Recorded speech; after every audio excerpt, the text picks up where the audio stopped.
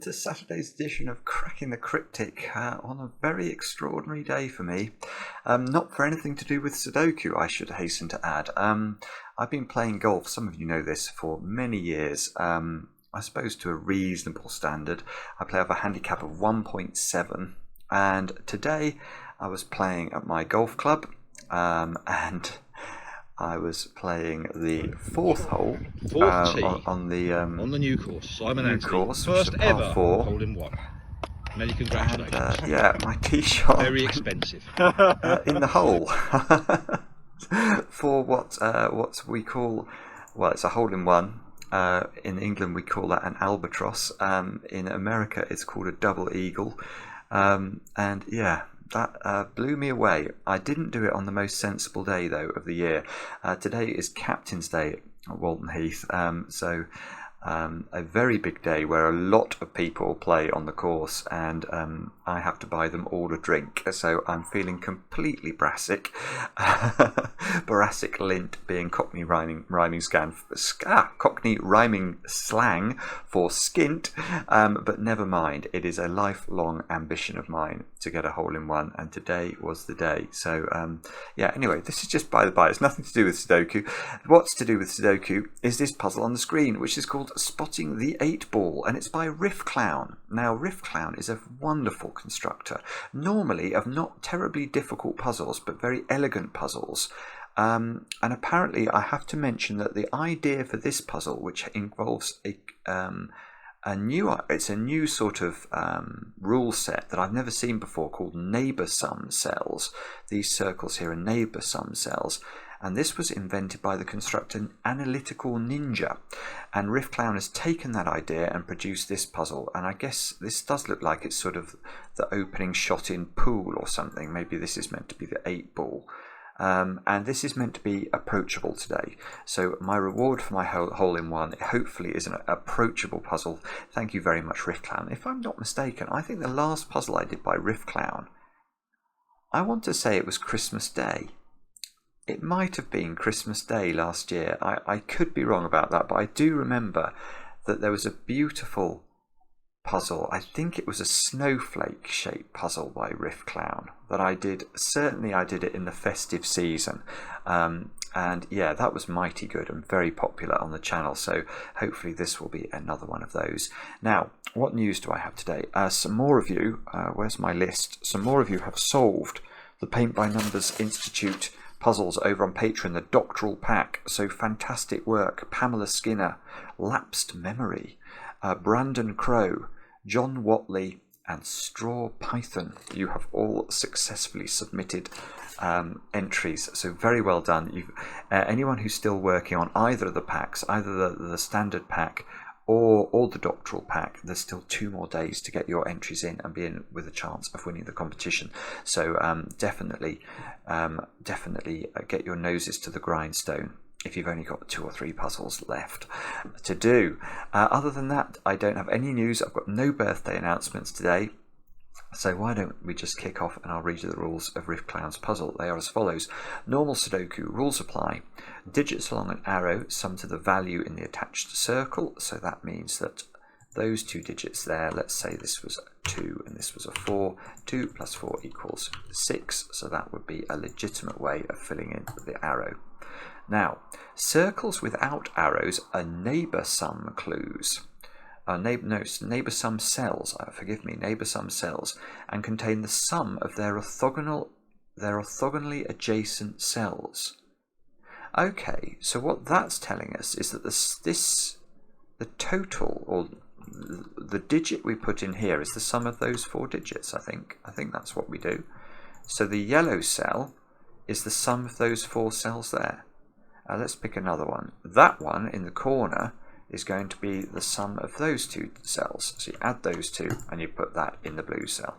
So that's quite an interesting idea, actually. And there's only one more rule, which is that white dots separate pairs of consecutive digits. So that means that, let's imagine that cell was a 1. This cell here would then have to be a 2, because it needs to be consecutive with 1, and the only available cell would be a 2. If this was a 4, on the other hand, whoops, if this was a 4, this cell would have to be a 3 or a 5 to be consecutive. And that's how white dots work. Now do have a go. The way to play is to click the link under the video as usual. Now I get to play. Let's get cracking. Let's see if we can get another ace today. And I will start by, well, I think I must have to start by doing these circles, because none of these arrows or the arrow cells are long enough. 2 cell arrows basically are very unlikely to do anything, because you could even fill them with 1 and 2, making 3. So the circles are highly unrestricted. Now, the first thing I therefore, well, I think these 3 cells are interesting, because by geometry you can see these all have a similar property, and that is that those 3 digits, these 3 digits, and these 3 digits all have to be different, and they're all orthogonally connected to these circles. Now, if these 3 digits all have to be different, the minimum they could be would be 1, 2, and 3, which adds up to 6. Once we add another number on, because we have to do all 4 orthogonal neighbours, we get to at least 7.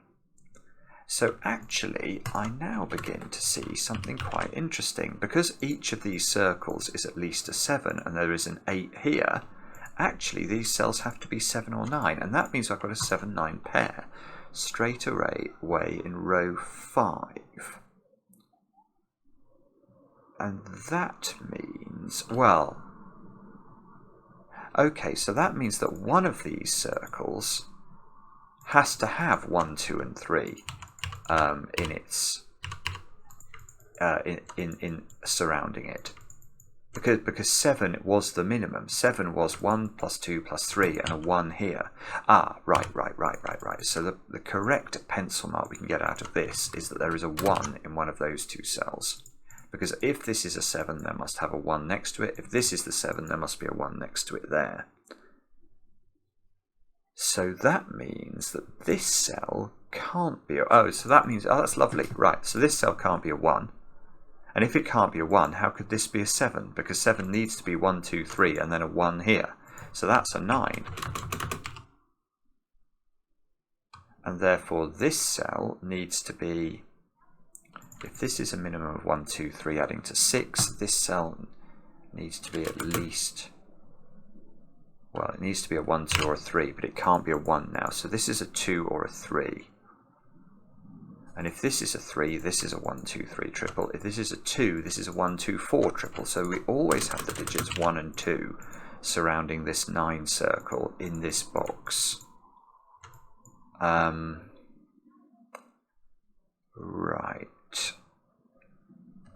Okay, so now my brain is not telling me anything clever. Brain, wake up. Say something clever. Oh dear.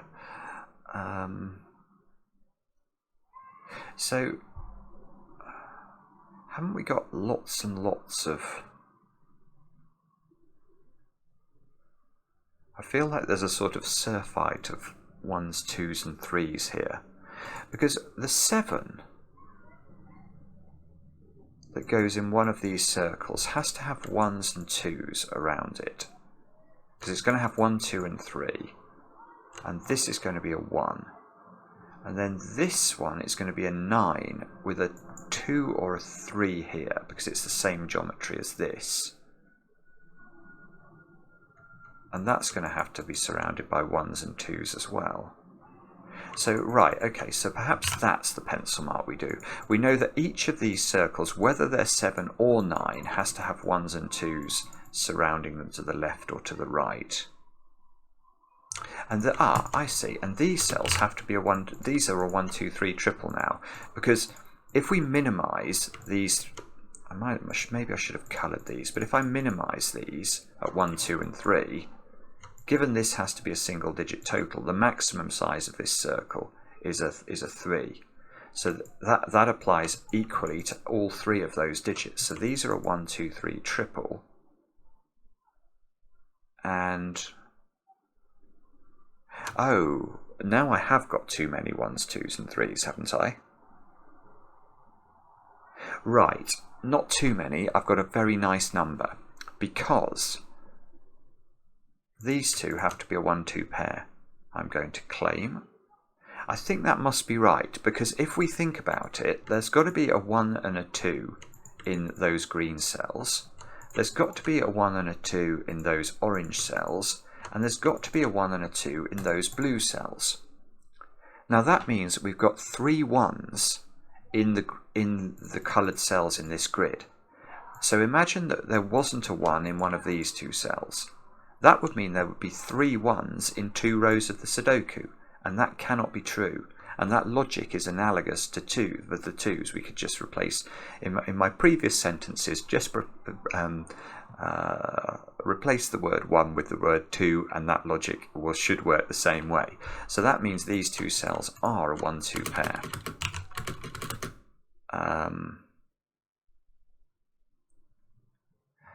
Let me just think about that. Can we do anything better than that? Now I sort of want these to be a 1-2 pair as well, but I don't think that's quite the same, is it? Let me think about this. So if this is 7, this has to be 1. This has to be 1, 2, 3. This would be 1. This would be 2 or 3. This would be 9. And this... Oh, hang on. Oh, this is really peculiar. This is really peculiar, but don't... Because wherever the 7 goes, and the 7's in one of these cells, the 7th digit that's accompanying it on its left-hand side, or if it's here on its right-hand side, is a 1, 2, or a 3. Whoa, I didn't mean to do that. Is a 1, 2, or a 3. So that's going to create a 1, 2, 3 triple in the row, and mean that this digit, which is on the 9 arrow, can't be a 1, 2, or a 3. So does that have to be a 4, or could it be a 5? If it's a 5, these could add up to... No, that's lovely. Right, so this is a 1, 2, 3, 4 quadruple. This is quite hard to see, but I think the way to see it is for me to put a 7 in here and show you. So if this is a 7, because this has to be 1, 2, or 3, and this has to be 9, remember this is a 1 if this is a 7. This is a 2 or a 3 now, and the minimum this cell could be is a 4. So the minimum these orange cells can be is 7. So I'd have 7 here, and oh, now have I got this wrong? Have I got my maths wrong? I have got my have I got my maths wrong? No. So the minimum this could be is a 4. That's right. But if this was a 5, the minimum these orange cells could be would be 8, and I can't put 1 here because of this one here, so that's impossible. So because this is at least a 2, the maximum these can be is 7, and that forces this cell actually to be a 4. So this central row has a 1, 2, 3. How do we do this? How am I going to notate this? This is a 1, 2, 3, 4 quadruple.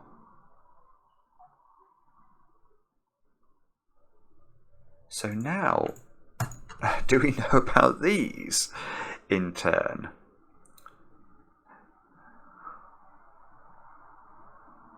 So if this is 7,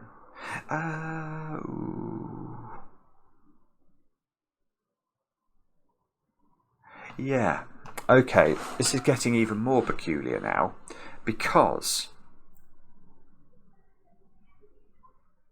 no, actually that's wrong. I was about to say something incorrect. I was about to say,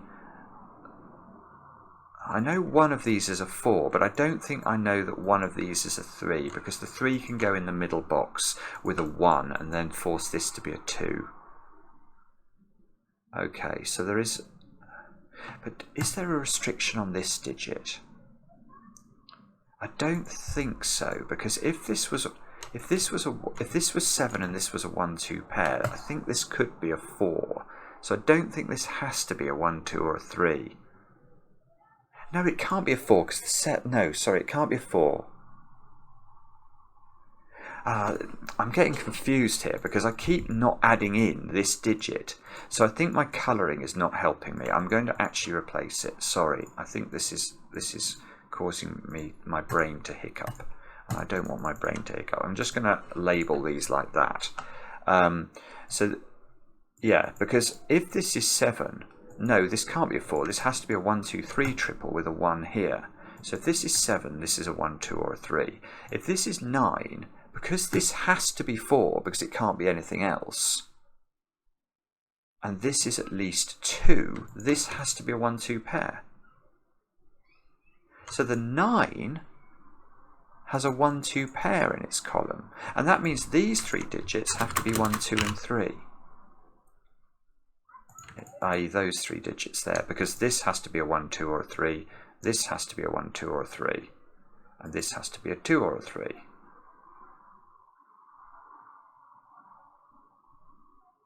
Oh, for goodness sake, hang on, I'm making a right meal of this. I'm so sorry, Riffclown, but I'm just sort of learning about this constraint. But now it occurs to me, if those add up to 7 and 9, that's 16. Oh, for goodness sake. Yeah, okay. All right, this is the simple way to do this. These add up to 16. That is adding the green and the orange cells together. So let's minimize them. So this is 1 plus 2, that's 3. Minimum of this is 10, 1 plus 2 plus 3 plus 4. So far we're up to 13. If I minimize those 2 cells, that's a 1 and a 2. So that gives me 16. So in fact, what you have to do is utterly minimize all the greens and the oranges, and that's completely simple if you think of it. Now, this square has to be a 3 because it can't be a 1 or a 2 because it sees 1, 2 in its row.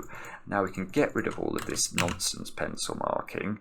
We can get rid of 3 from these 2 cells, which are now 1, 2 pair, which means we've got a 3, 4 pair in row 5, and now we've got a 3 on my, now my 9 arrows forced. Not 9 arrow, but 9 circles forced. Because if this is a 3, this has to be a 1, 2, 3 triple in order to make it add up, and that's not a 3. Yeah, okay, so basically, I've got to think of these more mathematically, I think. Because they are not... right, now look, one of those is a 3. And if one of those is a 3, one of these has got to be mighty large. Oh, and this 8 is lovely, right, yeah. So one of these is now a 9. That's what we can say for certain. And we can say that because one of these is a 3, let's say it's this one, just for the sake of exposition. This circle is now adding double 3 together with these 2 digits in order to get its total. Well, we could double 1 those by sudoku, but if we did, this would be an 8, and that doesn't work because we've already got an 8 here. So in fact, this would have to be a 1, 2 pair, making a 9.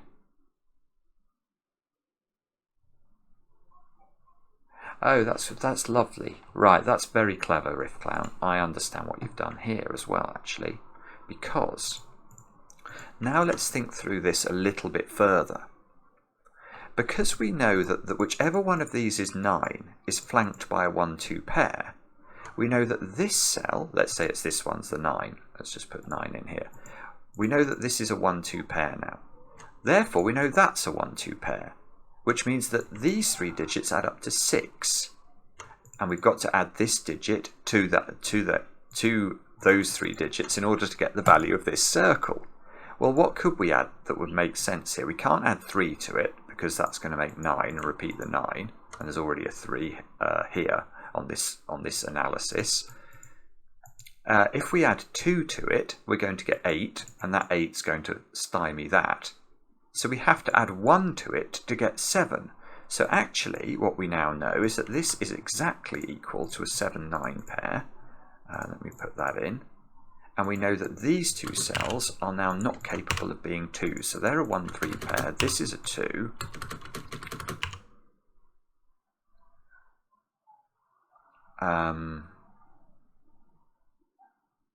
So I know that I'm wondering about colouring my 1s and 2s, but maybe that's not necessary. Let me just think about this for a second or two now. we can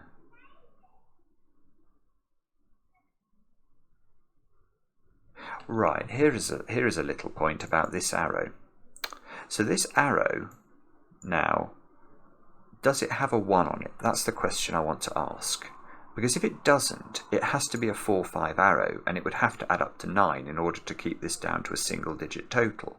Well, that's impossible, because there's a 9 here already. So there is a 1 on this arrow, and it's not there because there's a 1-2 pair in box 5, so that's a 1.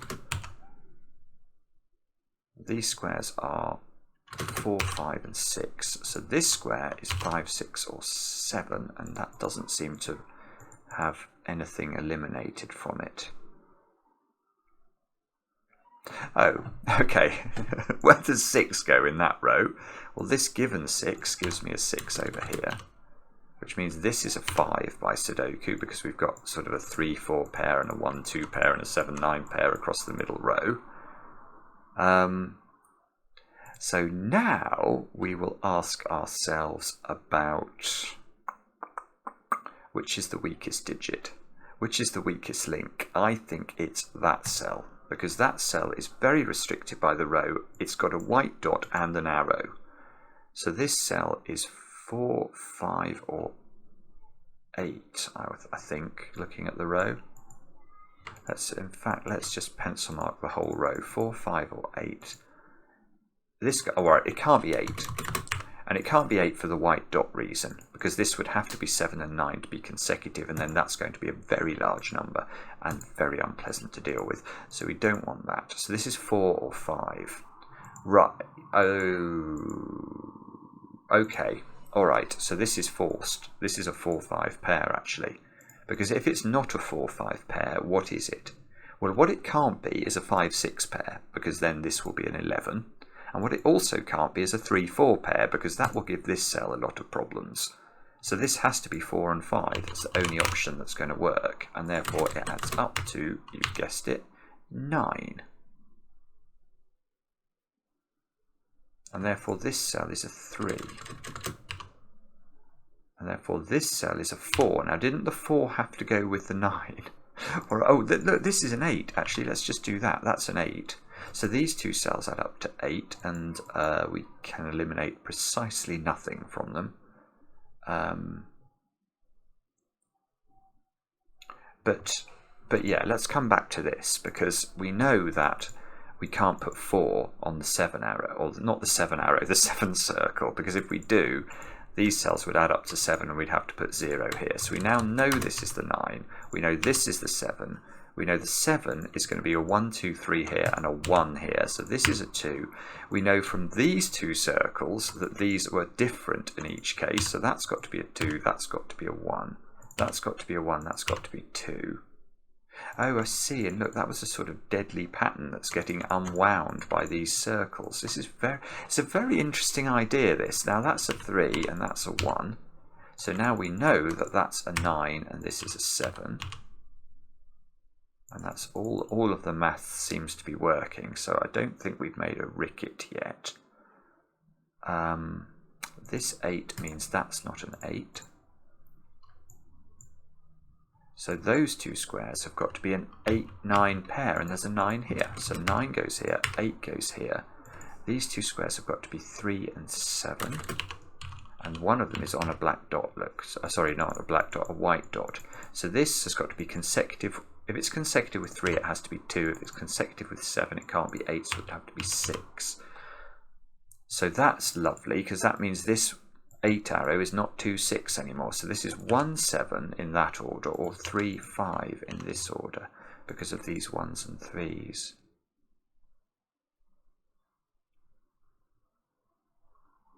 Oh, and I don't actually think I can do that, can I? There might be a way of resolving that, but I'm not seeing what it is. 9 is in one of 2 places in box 9.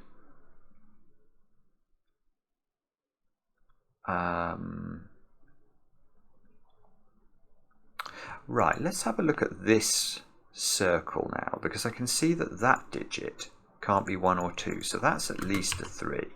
This digit's at least a 3. It also can't be 1 or 2. Now, unfortunately, I think that digit can be a 1. maybe. Okay, but this is still good. So the absolute minimum I can put into this circle is 3 plus 3 plus 1, which is 7. Now it can be 8, but it can't be 9. So there is 1 degree of freedom on my circle here, which means I can increase each of these digits by exactly 1 option. But these are therefore the options for those cells. And unfortunately, that doesn't do anything. No.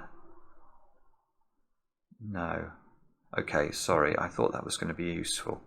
Let's try the same trick over here, although I don't think it's looking quite as good.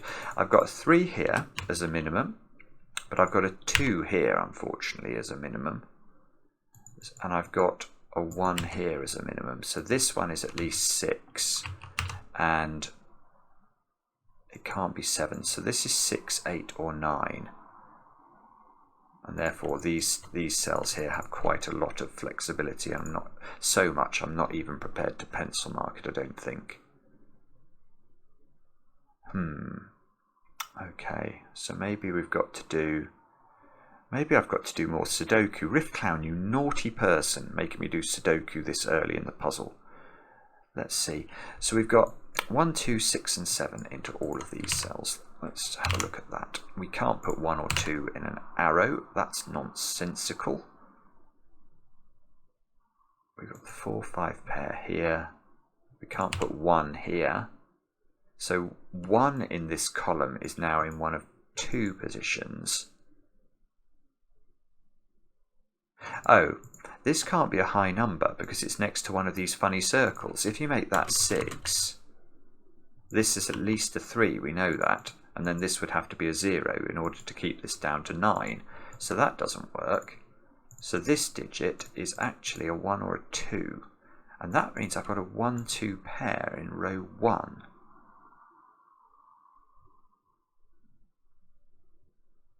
Ah, okay.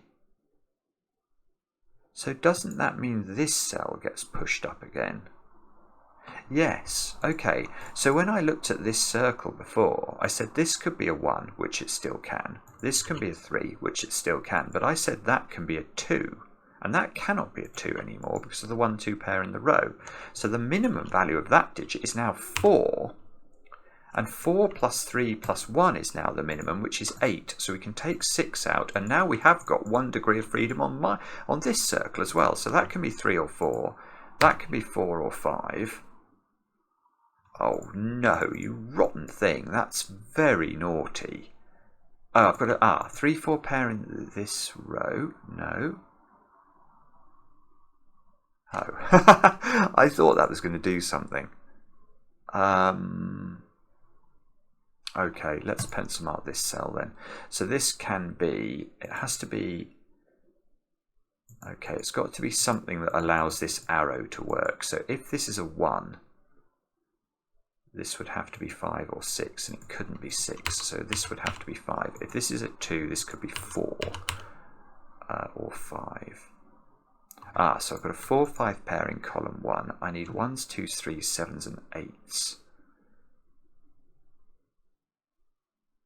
So that cell maybe? What, that can't, so that's 2, 7 or 8. Oh no, look, I've now got a 4, 5. So now I've got a 4, 5 pair in row 1, which means that cell has to be a 3.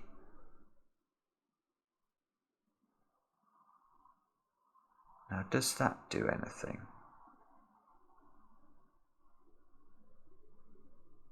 I see. Yes, it does do something actually. In fact, this might have been available before, but I've just noticed something as I've been staring at this row, trying to work out what's going on with it. Where does 9 go in this row? I can't put 9 on an arrow because the circle's going to be 10. And I can't put 9 here because of little old sudoku, so 9 has to go there.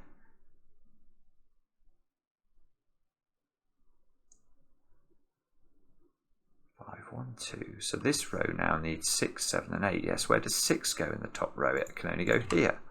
So this is a 7 or an 8, which means this arrow is 8 or 9, and it can't be 8. So there we go, we've got a 9 here. We've got a 9 here by Sudoku, using the 9s we've got in the grid. We've got a 9 in the corner, no song for you. We've got 6 is not here anymore, or here. Oh, so this that's lovely. And removing 6 from both ends of this arrow is quite profound, because this cannot be 7 anymore. If it's 7, it needs a 6 here.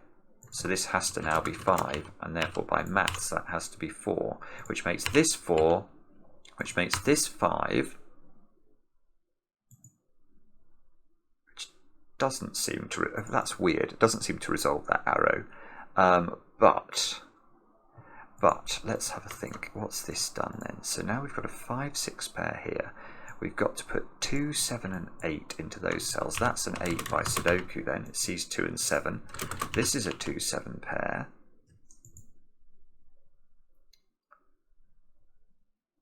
So 8 is in one of 2 places in box 8.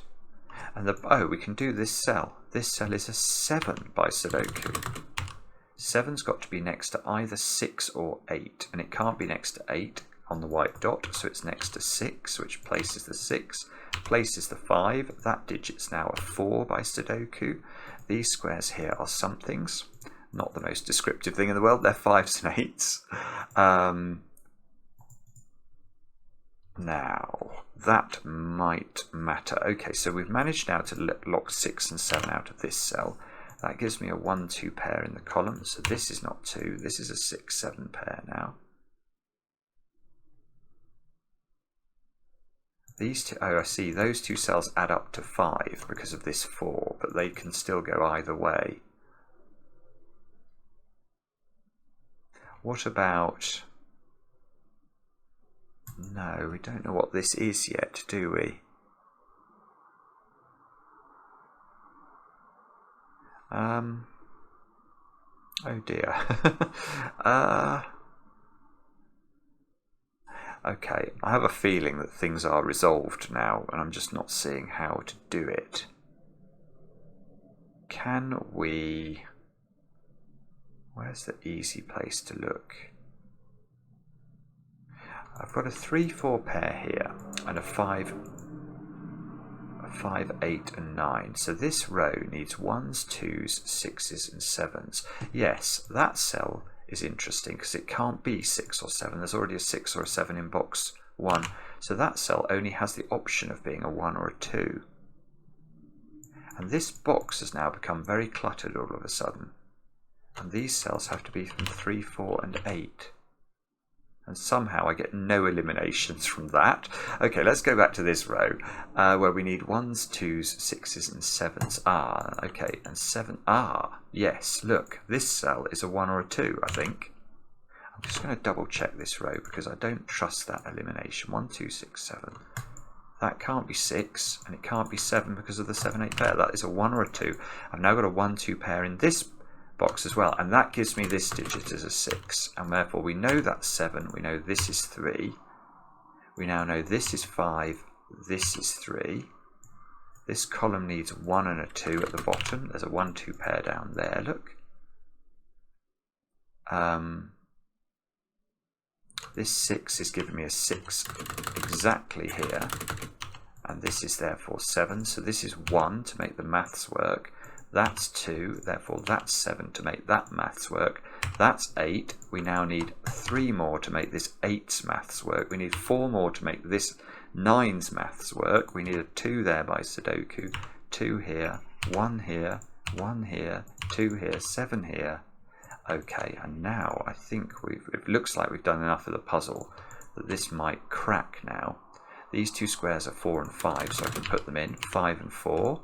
These 2 squares are 2 and 8, so I can put those in. These 2 squares, or 3 squares, are 4, 6 and 7, and I can put the 4 in.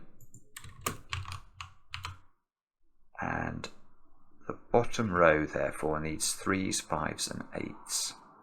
So that is a 3 or an 8 in the corner. I know what I hope it is. If it's 8, it's 3. Because if it's 8, that's got to be a 6. So that's 3 in the corner. That's 3 in the spotlight, losing its religion. And that gives us the 3 and the 8 up there, look. So this must be done. Okay, that's 7. That's 7. That's 6. That's this 5's telling us that's 4. That's 5. That's 4. This is no longer this. Yeah, that's all resolved. This now has to be a 5 by Sudoku. I still need to put 6 and 8 into those squares. So hopefully the 8 there and the 6 there will finish the puzzle. Indeed. Lovely. Absolutely lovely. Quite an interesting new idea, actually. I don't know whether to credit AnalyticalNinja is the idea, but Riffclown's execution here is very cool. This 8 does work, doesn't it? Because not only did it lock 7s and 9s into those cells, but it then locked 7s and 9s into these cells as well. So the positioning of this 8 is very clever, especially with the sort of, I presume it is a sort of pool ball reference. But what I missed, and you can all laugh at me in the comments about, is the maths of this. Once you know this is 7, 9, it's very simple actually once you think about, oh, it's just the sum of these cells and what's the minimum we can put in. It's very simple to see that they are all minimumed. And once you get that, I think that cell's forced to be a 3. And that's probably forced to be a 1, 2, 3 triple. I might be wrong about that, but I think certainly there's a lot more pressure than I appreciated going on in and around the middle of the grid. Anyway, I hope you enjoyed it. Let me know. I do enjoy the comments, especially when they're kind, and we'll be back later with another edition of Cracking the Cryptic.